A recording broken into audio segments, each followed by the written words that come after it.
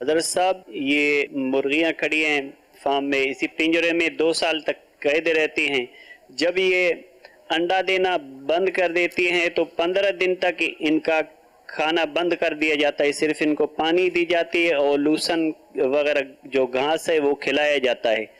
और 15 दिन के बाद फिर इनके बाल भी झड़ जाते हैं और फिर दोबारा इनको फीड वगैरह देकर और इस तरह दोबारा ये अंडे बढ़ा के अंडे देती हैं।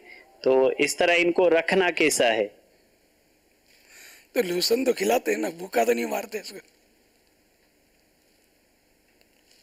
बंदा जब बीमार होता है या बंदे जो डाइट करते हैं ना, बीमार नहीं भी होते बजाय, तो वजन कम करना होता है, चर्बी पिघलानी होती है, तो डाइटिंग करते हैं, सिर्फ सब्जियां खाते हैं, उबली हुई सब्जियां, कच्ची सब्जियां।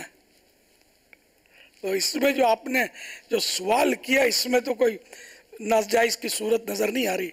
वल्लाहु तआला अअलम व रसूलुहु अअलम अज़्ज़ा व जल्ला व सल्लल्लाहु तआला अलैहि व आलिहि वसल्लम। सल्लु अला नबी सल्लल्लाहु तआला अला मुहम्मद।